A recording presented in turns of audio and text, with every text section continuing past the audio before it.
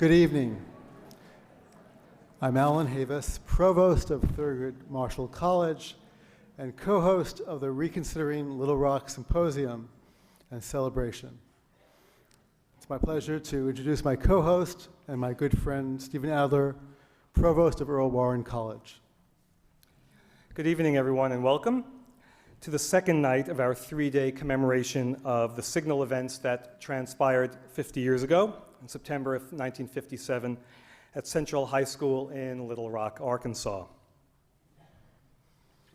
Last spring, Provost Adler and I sought to create a means to acknowledge the significant contributions that our college's namesakes, Thurgood Marshall and Earl Warren, lent to the movement of public school integration. Both men were key players in the landmark 1954 Supreme Court decision, Brown v. Board of Education. Although the Brown decision was the trigger for major social change, it was 3 years later in Little Rock that the nation experienced the first dramatic test case in flesh and blood of the principles that drove the Supreme Court decision. In planning this week, we identified three major elements of focus. One, the path from Brown to Little Rock and the legal legacy of 50 years. Two, the social and educational dimensions of public school desegregation. Three, a performing arts celebration of theater, music, and media inspired by Little Rock. We felt it was essential to bring to campus distinguished keynote speakers of national prominence for the first two nights. Very happily, both Dr. Terrence Roberts, one of the Little Rock Nine, and Mr. Julian Bond, chairman of the NAACP, two formidable and, dare I say, historic figures in American civil rights, were eager to join us for this event and share their insight about what transpired and, perhaps more importantly, what is to come. Introducing the keynote speaker will be San Diego City Council President Pro Tem, the Honorable Anthony Young, who will in turn introduce our distinguished keynote speaker, Julian Bond.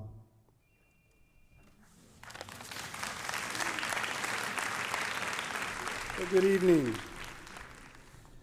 I want to thank UCSD for inviting me to be a part of this wonderful program. Reconsidering Little Rock, 50 years after the start of school integration. UCSD should be commended for this, for providing information to the community about a defining moment in United States history and facilitating dialogue on its connection to the current civil rights and educational related issues. It is my distinct pleasure to introduce the legendary civil rights leader, Julian Bond. From his student days to his current chairmanship of the NAACP, Julian Bond has been a brilliant figure in the civil rights movement.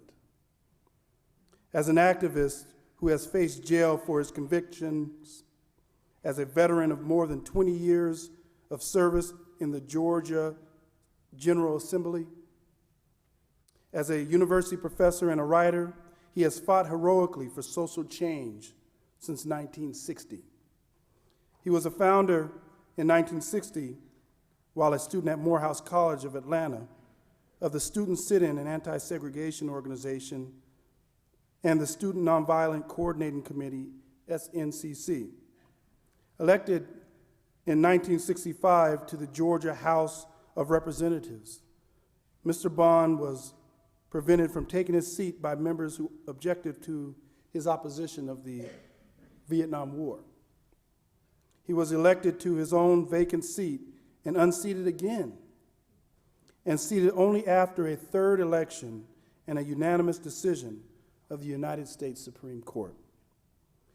He was co-chair of a challenge delegation from Georgia to the 1968 Democratic Convention. The challengers were successful in unseating Georgia's regular Democrats, and Bond was nominated for vice president, but had to decline because he was too young.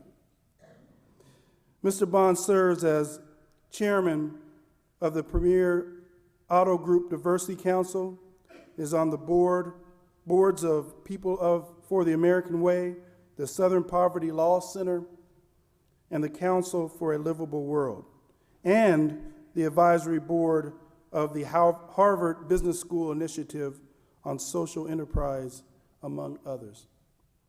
He was a commentator on America's Black Forum, the oldest Black-owned show in television syndication. His poetry and articles have appeared in numerous publications. He has narrated numerous documentaries, including the Academy Award-winning A Time for Justice and the prize-winning and critically acclaimed series Eyes on the Prize. Mr. Bond has served since 1998 as chairman of the board of the NAACP, the oldest, largest civil rights organization in the United States. In 2002, he received the prestigious National Freedom Award. Mr. Bond holds 25 honorary degrees, is a distinguished professor at American University in Washington, D.C., and is a professor in history at the University of Virginia.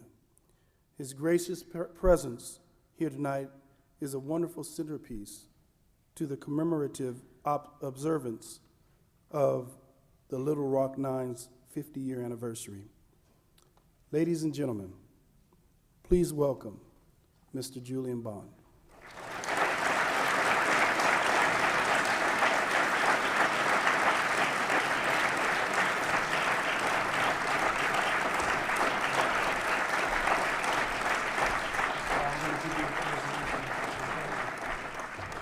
And now that I've gotten over my nerves of introducing one of the most important persons of the 20th century, I am able to proudly present this resolution of the San Diego City Council to Julian Bond Day, for Julian Bond Day, and we have declared that Julian Bond Day here in the city of San Diego for November 14th, 2007.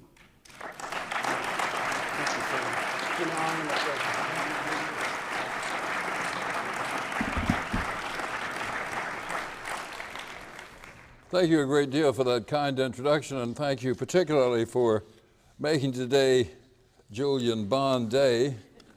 I want you all to behave yourselves on this day. I would hate to have any of you sully this day by some kind of bad behavior. I appreciate it a great deal, and on its annual celebration, I hope you'll remember the moments we've spent together.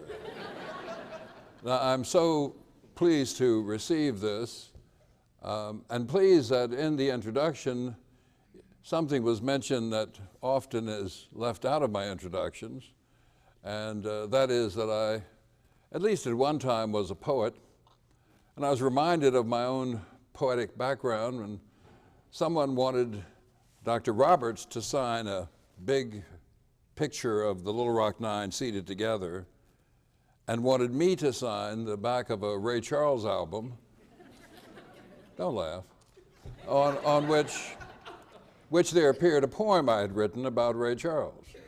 And it's a lovely poem. And I went to see Ray Charles many, many years ago at the Coconut Grove in Los Angeles. And he introduced me from the audience. He said, there's a man here who said nicer things about me than I could say about myself. And I was just thrilled to have this recognition from Ray Charles, and thrilled that my poetry was mentioned in the introduction. It usually isn't. And I was so moved by all of this that I wanted to recite a poem here tonight.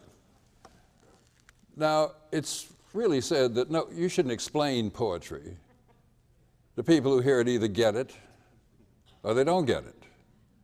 But I'll give you a little background to this poetry, this piece. It was written when I was in college, and I lived then in Georgia in a segregated world, and almost never saw white college students, except on the rare occasions when people from my college would be invited to a white college, and we'd generally have to meet in some religious adjunct to the college, the Canterbury Club, the Episcopalian Club, or some Catholic society. And generally, we would drink tea and eat cookies, and when we were parting, one of the white young people would say, "If only they were all like you." And so I wrote this poem. It goes like this. Look at that girl shake that thing. We can't all be Martin Luther King.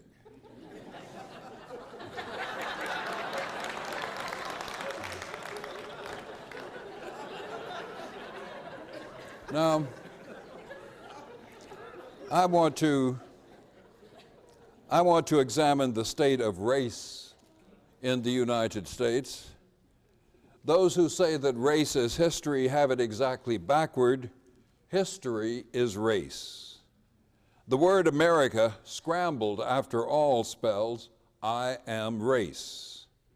And America is race, from its symbolism to its substance, from its founding by slaveholders to its rending by the Civil War, from Johnny Reb to Jim Crow, from the Ku Klux Klan to Katrina and Gina. President Harry Truman said years ago, men make history and not the other way around. In periods in which there is no leadership, society stands still. Progress occurs when courageous, skillful leaders seize the opportunity to change things for the better. 2 years ago, we observed the 50th anniversary of the Montgomery bus boycott, the event that introduced Martin Luther King to the world. He was then only 26 years old. But at that early age, and at the early stage of the boycott, King understood its historical significance. 4 days after Rosa Parks stood up for justice by sitting down, the boycott began. That evening, at the first boycott mass meeting, King declared, when the history books are written in the future, somebody will have to say, there lived a race of people, of black people, who had the moral courage to stand up for their rights, and thereby they injected a new meaning into the veins of history and civilization. Well, of course, King didn't exaggerate. Montgomery was the beginning of a mass movement that destroyed segregation and permanently changed our world. Thus, it's no coincidence that 2 years ago, we also celebrated the 40th anniversary of the passage of the Voting Rights Act. And this year, we celebrate the 50th anniversary of the integration of Central High School in Little Rock, Arkansas. Now, we look back on these years between Montgomery in 1955 and the passage of the Voting Rights Act in 1965 with some pride. Dr. King's first national address was at a 1957 prayer pilgrimage at the Lincoln Memorial. In 1963 alone, the year that King, fresh from the battlefields of Birmingham, told the nation about his dream at the March on Washington, there were more than 10,000 anti-racist demonstrations. The result was enactment of the 1964 Civil Rights Act, the most sweeping civil rights legislation before or since, and our democracy's finest hour. Thus, it is also no coincidence that one side's 2008 presidential field boasts a woman, a black, and an Hispanic, and even the other side's all-white, all-male cast of characters includes a Mormon. The Civil Rights Act of 1964 made our democracy safe from discrimination based on religion, race, ethnicity, or gender. Now, Martin Luther King, of course, was the most famous, the best known of all the modern movement's personalities, but we ought to remember this was a people's movement. It produced leaders of its own. It relied not on the noted, but on the nameless, not on the famous, but on the faceless. It didn't wait for commands from afar to begin a campaign against injustice. It saw wrong and acted against it. It saw evil and it brought it down. Historian Claiborne Carson writes, although King played a crucial role in transforming a local boycott into a social justice movement of international significance, he was himself transformed by a movement he did not initiate. Ella Baker put it more succinctly. She said, the movement made Martin, rather than Martin making the movement. In Montgomery, the boycott owed its success to what Carson called the self-reliant NAACP stalwarts who acted on their own before King could lead. Those were the days when women and men of all backgrounds worked together in the cause of civil rights. Those were the days when good music was popular and when popular music was good. Those were the days when the president picked the Supreme Court and not the other way around. Those were the days when we had a war on poverty and not a war on the poor. Those were the days when patriotism was a reason for open-eyed disobedience, not an excuse for blind allegiance. Those were the days when the news media really was fair and balanced, and not just stenographers for the powerful. But those were not the good old days. Dr. King described those days in 1962. He said then, "When you've seen vicious mobs lynch your mothers and fathers at will and drown your sisters and brothers at will, when you've seen hate-filled policemen curse, kick, and even kill your black brothers and sisters, when you see the vast majority of your 20 million Negro brothers smothering in an airtight cage of poverty in the midst of an affluent society, when you suddenly find your tongue twisted and your speech stammering as you seek to explain to your 6-year-old daughter why she can't go to the public amusement park that's just been advertised on television, and when you see tears welling up in her eyes when she's told Funtown is closed to colored children, and see ominous clouds of inferiority beginning to form in her little mental sky, and see her beginning to distort her personality by developing an unconscious bitterness toward white people, when you have to concoct an answer for a 5-year-old son who's asking, "Daddy, why do white people treat colored people so mean?" When you're harried by day and haunted by night by the fact that you are a Negro, living constantly on tiptoe stance, never quite knowing what to expect next, when you're plagued with inner fears and outer resentments, when you are forever fighting a degenerating sense of nobodiness, then, King said, then you would understand. And you would understand that most Southern blacks then could not vote. Most attended inadequate segregated schools, if they went at all, many only for a few months each year. Most could not hope to gain an education beyond high school. Most worked as farmers or semi-skilled laborers. Few of them owned the land they farmed or even the homes in which they lived. This was a massive system of racial preferences, enforced by law and enforced by terror. It had one name and one aim only, to crush the human development of a whole population. It began with slave catching in Africa, and it continues on to the present day.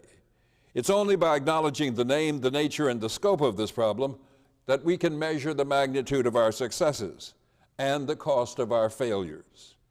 Now, when the Supreme Court announced in May of 1955 in the second Brown decision that the white South could make haste slowly in dismantling segregated schools, I was 1 year older than Emmett Till.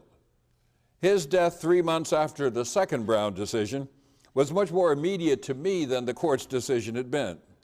We were nearly the same age when he was murdered in Money, Mississippi for whistling at a white woman. His death had terrified me.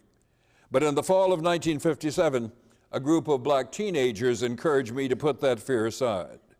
These young people, the 9 young women and men who integrated Little Rock Central High School, set a high standard of grace and courage under fire as they dared the mobs who surrounded their school. Here, I thought, this is what I hope I can be if ever the chance comes my way. The chance to test and prove myself did come my way in 1960, as it came to thousands of other black high school and college students across the South. First through the sit-ins, then in freedom rides, then in voter registration and political organizing drives in the rural South, we joined an old movement against white supremacy that had deep, strong roots. Brown v. Board of Education was the movement's greatest legal victory. It changed the legal status of black Americans, and ironically, it made challenges to the established movement's narrow reliance on legal action more possible. As the author Richard Kluger has written, not until the Supreme Court acted in 1954 did the nation acknowledge it had been blaming the black man for what it had done to him. His sentence to second-class citizenship had been commuted. The quest for meaningful equality, equality in fact as well as in law, had begun. Now, I believe in an integrated America, integrated jobs, homes, and schools. I believe in it enough to have spent most of my life in its elusive pursuit. I think it a legal, moral, political imperative for America, a matter of elemental justice, simple right waged against historic wrong. In a cruel irony, the United States Supreme Court observed the 50th anniversary of Little Rock by gutting Brown v. Board, the historic case which gave birth to Little Rock and was supposed to end school segregation. Until about 25 years ago, remarkable progress toward that goal was made under Brown. From 1954 to 1982, Supreme Court justices of all persuasions, from William Brennan to Lewis Powell to William Rehnquist, agreed that race-conscious integration policies stand in harmony, not in tension, with Brown. Indeed, for most of us, the notion that race ought not be considered in remedying racial discrimination is ludicrous. Now the ludicrous has become law. The Bush court, on the same day the bald eagle was removed from the endangered species list, removed black children from the law's protection.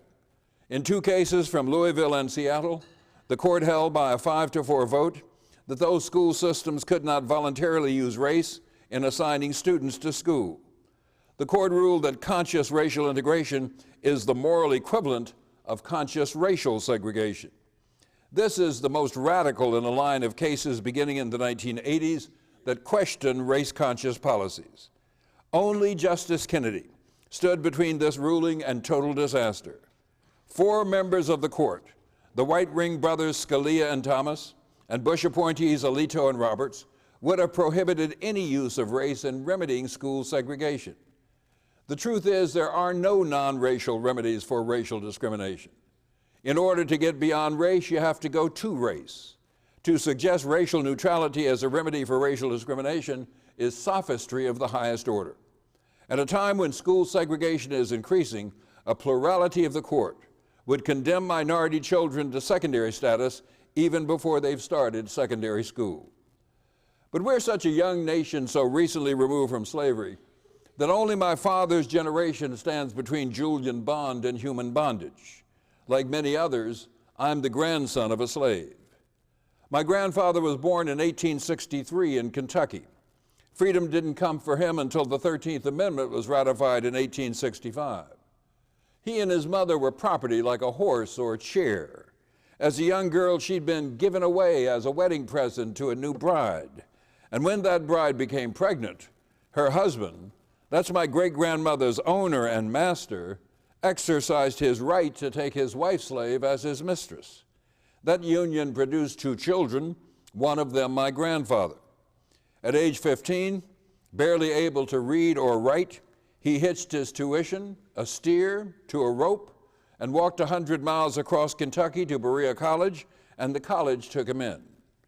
Berea was opened by abolitionists as an integrated school in 1855. It was closed by the Civil War, but opened again in 1866 with 187 students, 96 blacks, 91 whites. It dared provide a rare commodity in the former slave states, an education that was open to all, to blacks, to whites, to women, and to men. My grandfather belonged to a transcendent generation of black Americans, a generation born into slavery, freed by the Civil War, a generation determined to make their way as free women and men.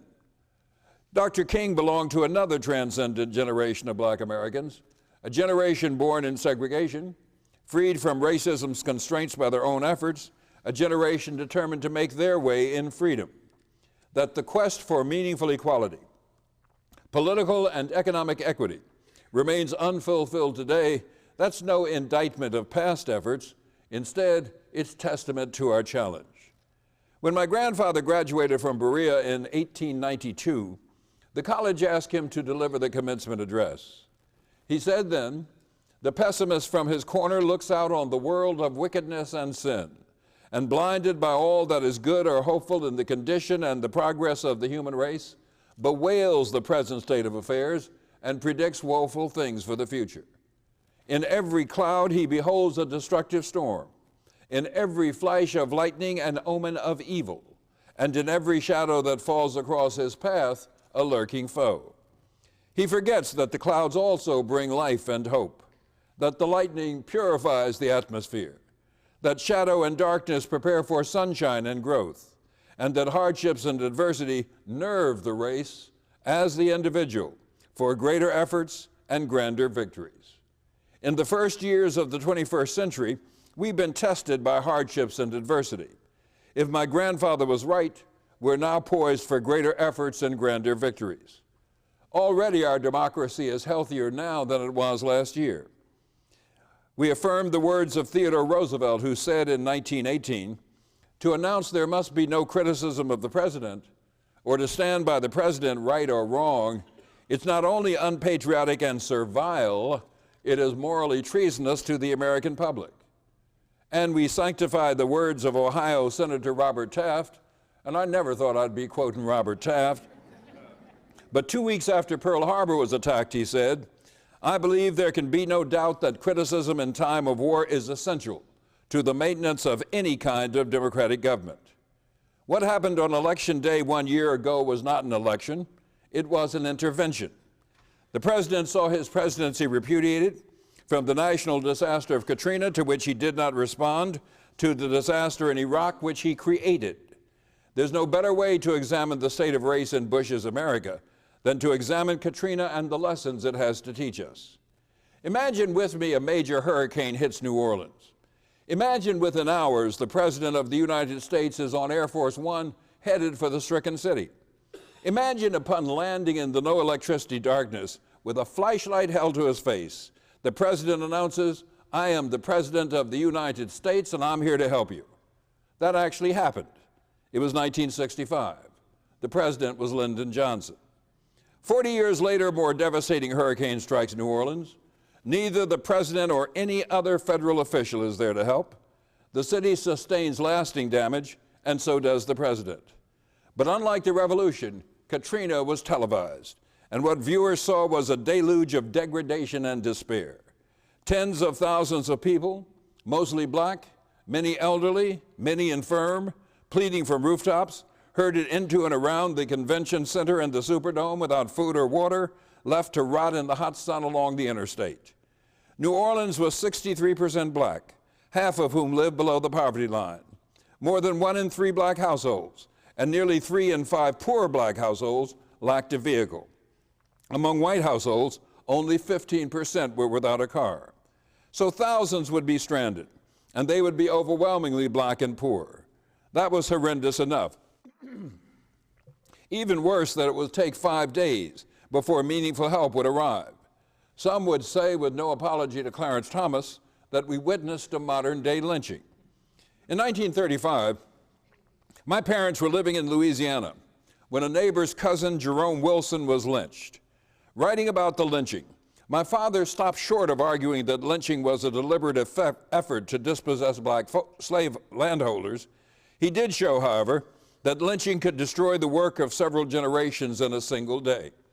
The same, of course, could be said of Katrina. A case in point is New Orleans' lower Ninth Ward, one of the most heavily damaged areas of the city, almost exclusively black.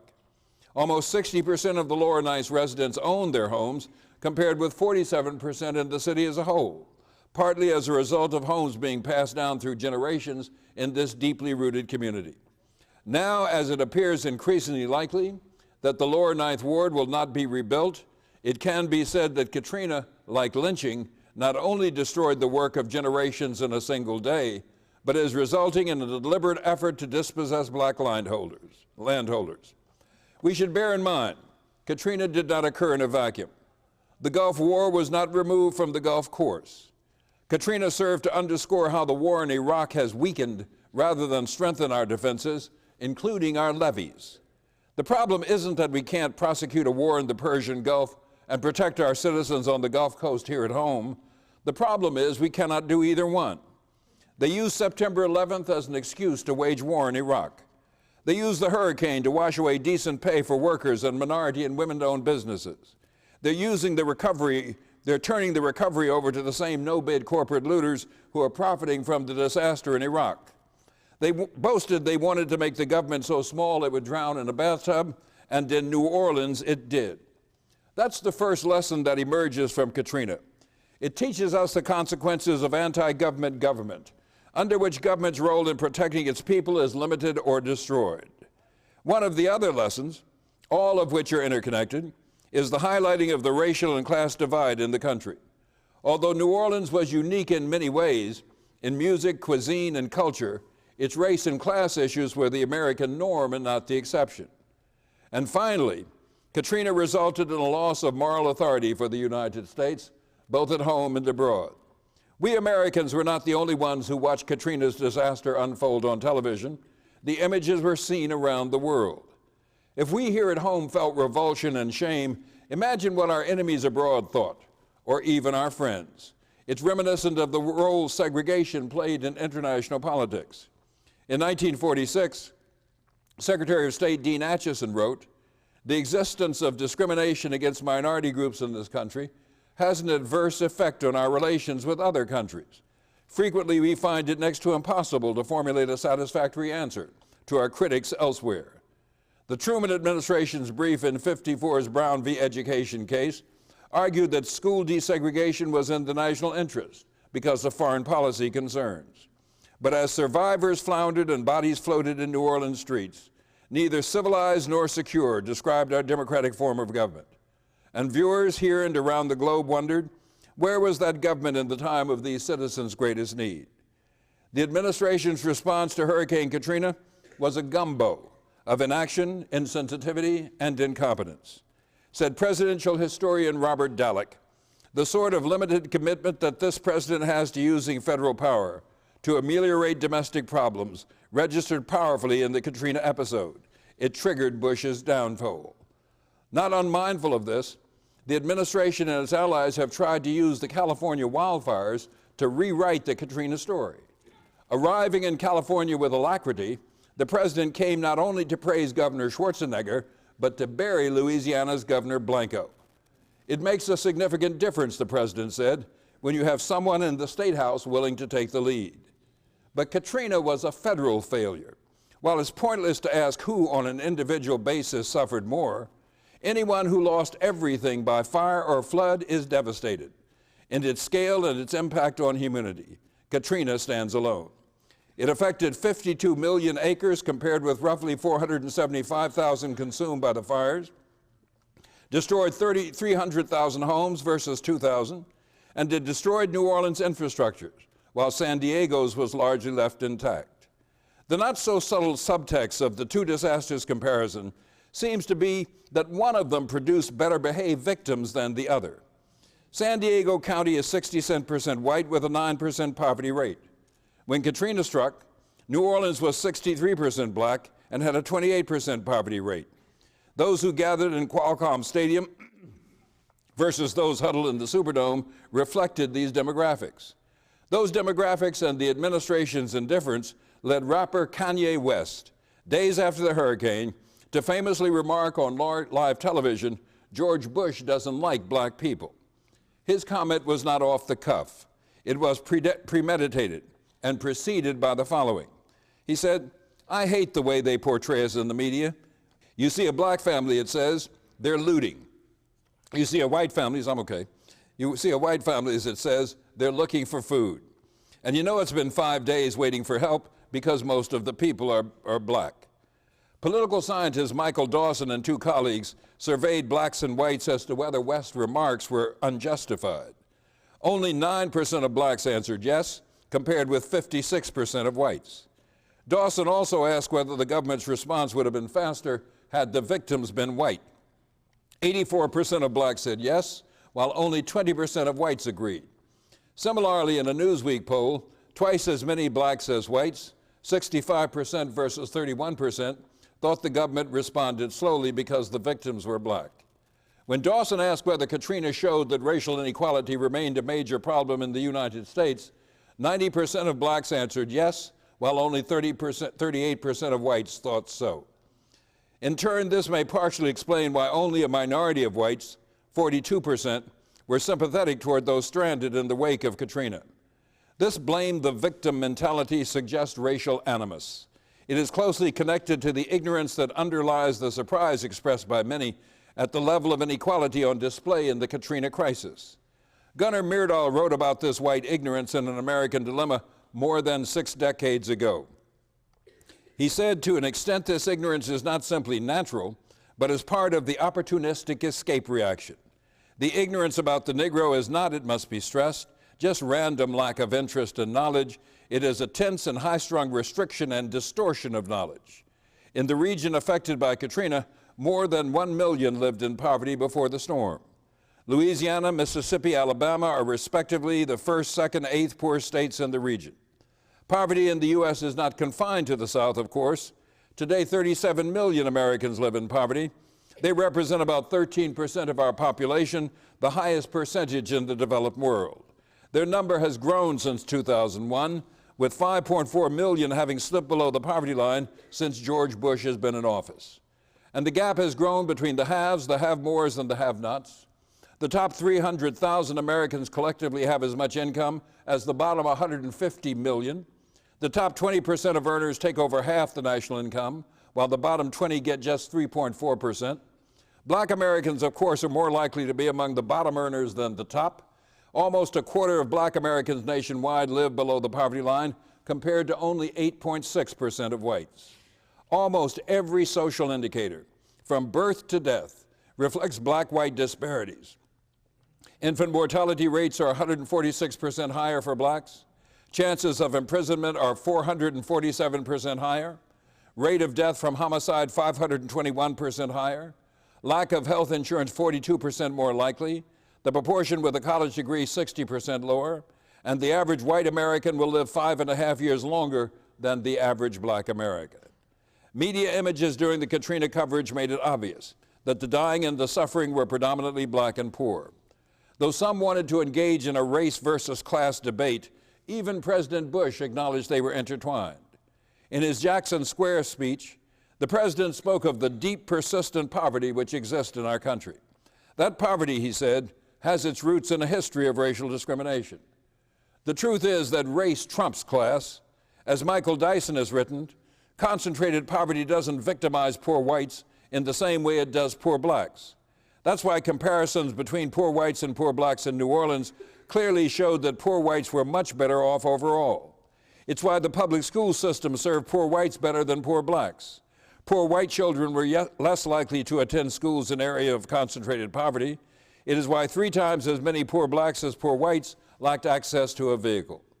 Dr. W.E.B. Du Bois, one of the founders of the NAACP, was among the first theorists to link class to race. He understood then what we must understand now, that race never stands apart from economic realities. In 1968, the Kerner Commission concluded that white racism was the single most important cause of continued racial inequality in housing, income, employment, education, and life chances between blacks and whites. But by the middle 1970s, the growing number of blacks pressing into traditionally white institutions created a backlash in the discourse over race. Opinion leaders both inside and outside the government began to reformulate the terms of the discussion. No longer was the Kerner Commission's finding acceptable. Instead, black behavior became the reason why blacks and whites live in separate worlds. Racism retreated, pathology advanced, and the burden of racial problem solving shifted from racism perpetuators to its victims. The failure of the lesser breeds to enjoy society's fruits became their fault alone. Thus, pressure for additional, stronger civil rights laws suddenly became special pleading. America's most privileged population, white men, suddenly became a victim class. Aggressive and insatiable blacks were responsible for America's demise. The cause of racial inequality migrated from bigotry and discrimination to individual and group misbehavior, equating race with deficiency. We saw this over and over again in reactions to Katrina. Present-day inequality and racial disparities are cumulative. They are the result of racial advantages compounded over time, and they produce racialized patterns of accumulation and disaccumulation. As a result, racial inequality is embedded in the fabric of the post-civil rights movement American society. Another front against racial justice was opened in the mid-1970s and has gained strength and power ever since. Often led by scholars and academicians, funded by corporate Americans, this effort, part of the anti-government movement, aimed at removing government regulation from every aspect of our lives and found a handy, hated target in civil rights.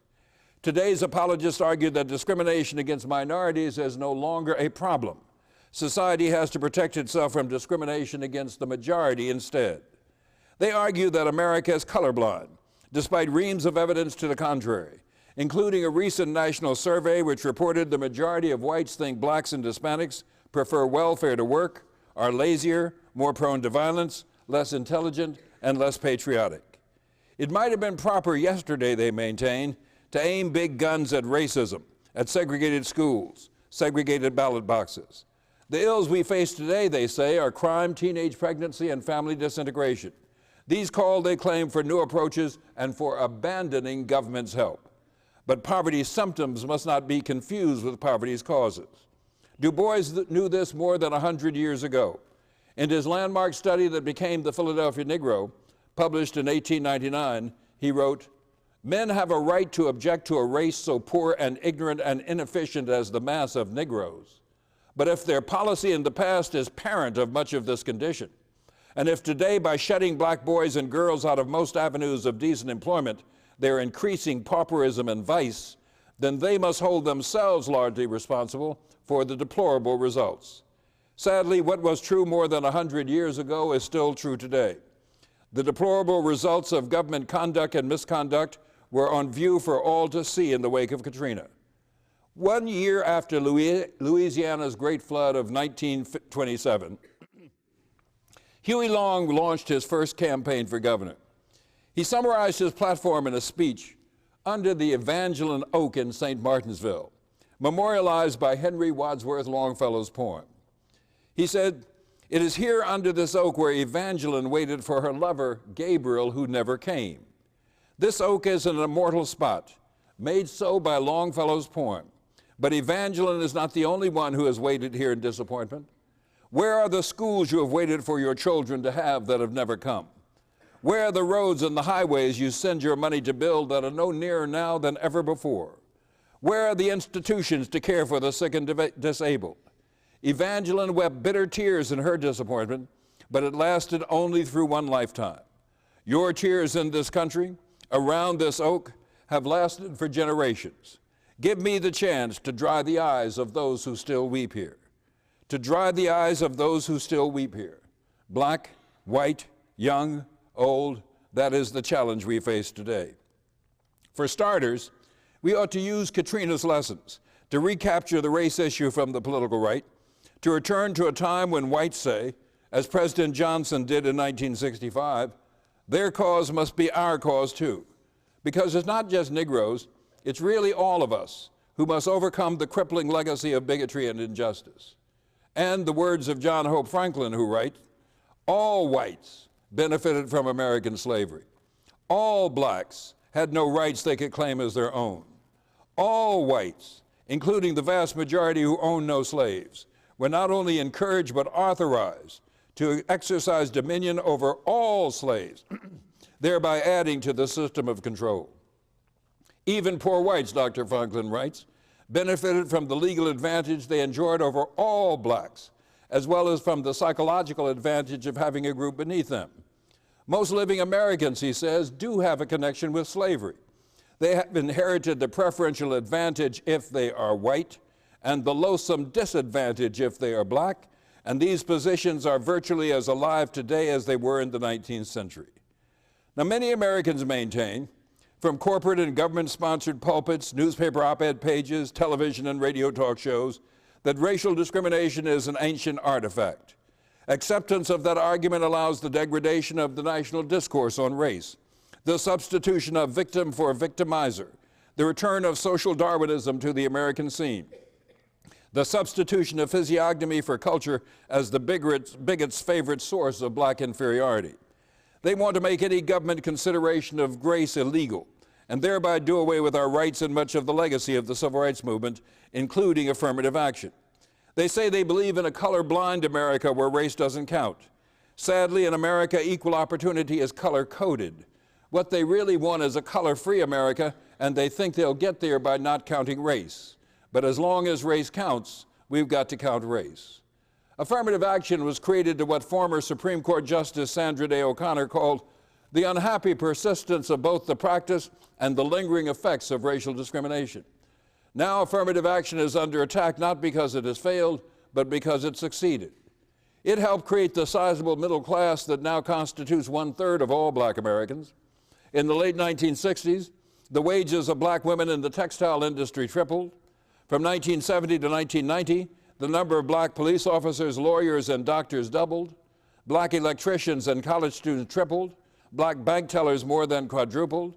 The opponents keep telling us that affirmative action carries some kind of stigma that attaches itself to all black people, as if none of us ever felt any stigma in the days before the words affirmative action were ever uttered. Why don't they ever make that argument about the millions of whites who got into Harvard or Yale because dad was an alumnus? Or what about those who got a good job because dad was president of the company or president of the United States? You never see these people. You never see these people walking around with their heads held low, moaning that everybody in the executive washroom is whispering about how they got their job. Most of our elite professions have long been the near exclusive preserve of white men. I seriously doubt if a single one of these men is suffering low self-esteem because he knows, everybody knows, his race, his gender helped him win his job. Look at it this way. It's the fourth quarter of a football game between the white team and the black team. The white team is ahead 145-3. The white team owns the ball, the uniforms, the field, the goalpost, and the referees. All of a sudden, the white quarterback, who feels badly about things that happened before he got in the game, turns to the black team and says, "Hey, fellas, can't we just play fair?" Well, playing fair here is doublespeak for freezing the status quo in place, permanently fixing inequality as part of American life. Affirmative action, without affirmative action, both white collars and blue collars around black necks will shrink, with a huge depressive effect on black income, education, home ownership, and life chances. As quiet as is kept by those who declare themselves colorblind in his name, Martin Luther King supported affirmative action. The Civil War that freed my grandfather was fought over whether blacks and whites shared a common humanity. Less than 10 years after it ended, the nation chose sides with the losers and agreed to continue black repression for almost 100 years. The freed slaves found their former masters once again controlled their fate. American slavery was a human horror of staggering dimensions, a true crime against humanity. The profits it produced endowed great fortunes, enriched generations. Its dreadful legacy embraces us all today. 246 years of slavery, followed by 100 years of state-sanctioned discrimination, reinforced by public and private terror, ended only after a major struggle in 1965. Thus, it has been a short few more than 40 years that all black Americans have exercised the full rights of citizens. A bit more than 40 years since legal segregation was ended nationwide. A bit more than 40 years since the right to register and vote was universally guaranteed, and just 40 years and more since the protections of the law and Constitution were officially extended to everyone. And now some are telling us those 40 years have been enough. To believe that is the victory of hope over experience. To believe that is the victory of self-delusion over common sense.